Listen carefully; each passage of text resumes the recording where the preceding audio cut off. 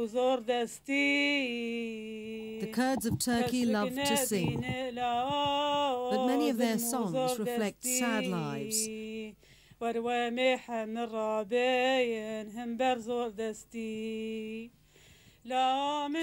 Cerik sings of her lost sons. 2 were sent to prison as suspected guerrillas and 1 died there. 4 others fled into the mountains when their village was burned by Turkish soldiers. The Cerik family now lives in Istanbul. Even the children work. They break down multi-packs of tissues to sell individually on the streets. Abdul Cerik sells what he can to help support the extended family, which, like many displaced Kurds, lives in Istanbul's Tepebazi district. There isn't much for the youngsters to look forward to. Around 80% of the Kurds in the city are unemployed. Like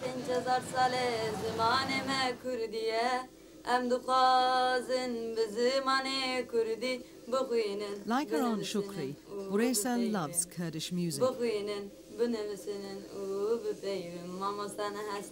Until recently, she wouldn't have dared to sing at school, where she'd have been teased. But Turkey's changing.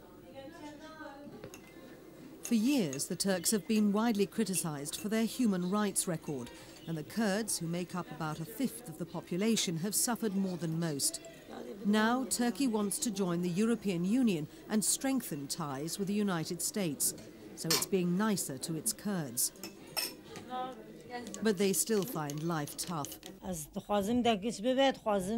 survive in the city is really hard. It's even hard to buy bread. In our village, our bread is clean, our water is clean, our air is clean. We have rights. These rights are not enough for us. Our children are speaking Kurdish at home, but they're obliged to speak Turkish at school.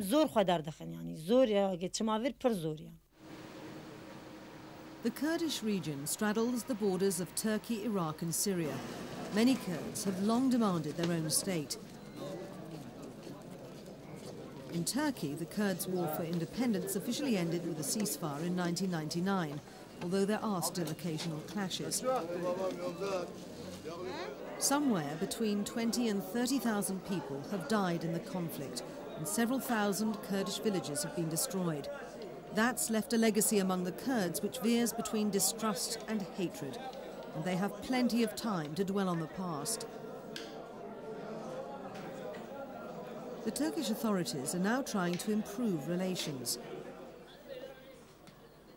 Legislation was passed in August, giving Kurds greater rights than they've ever had before in the modern secular state established almost 80 years ago by Mustafa Kemal Ataturk.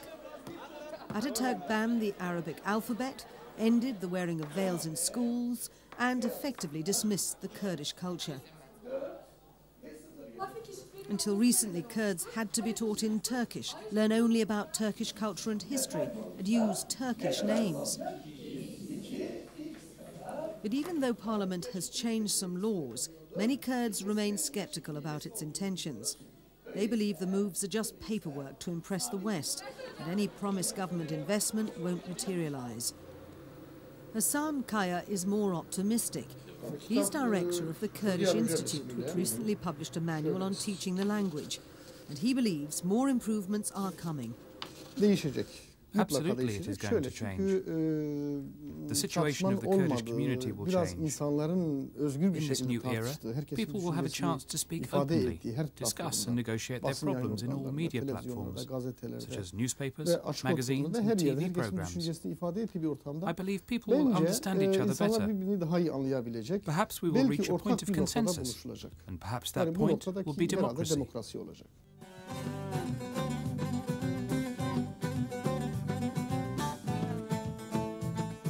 Kurdish artistes such as this group, Car Neva, hope the new laws really will end all censorship, especially of their songs and verse.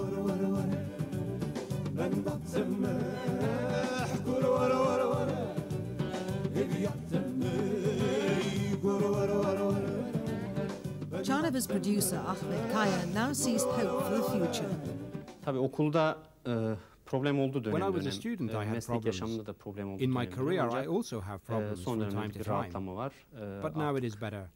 We are living more easily these days, not only regarding our Kurdish identity, but also our professional and music interests as well. When I was working in state institutions, I had to conceal my Kurdish identity. Now I don't have to do this. In their heartland of southeastern Turkey, most Kurds also want practical advances, particularly regarding the economy. A multi-billion-dollar investment program known as the Southeastern Anatolia Project was begun around 20 years ago. The authorities say it's transforming people's lives, but the Kurds are understandably pessimistic. Years of conflict and repression have made them wary of government promises, even though some progress is being made.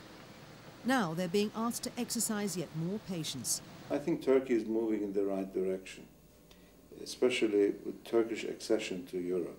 I think will help consolidation of democracy, and within that consolidation, I think with patience, more freedom for all Turkish citizens in using their language and forming their organizations will come. We have to be patient.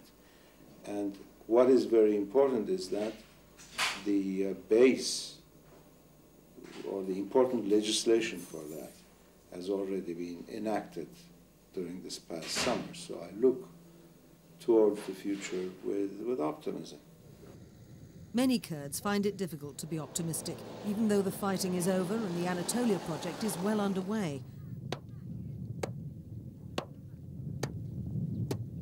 The Cerik family lived here near the village of Kayanak before fleeing to Istanbul. Seper Kengis, a relative, remained behind. He's 35, has 8 children and is a grandfather. Tomatoes are Seper's cash crop, but they don't raise much money. He said the last crop before this, 650 kilograms, sold for the equivalent of just under $5 US. Seper wants many changes. Sorunlar zaten bitmiyor ki. Zaten yani hep sorunlarla yaşadık. The problems are not ending. We all live with problems. We have no income. There is no work in the fields. Our Germany, our work as exile, is Istanbul. But when we go there, we can maybe work as janitors. We have no profession and career. We cultivate tomatoes and we cannot make our expenses back. We are selling a kilogram of tomatoes for less than the equivalent of 2 or 3 cents.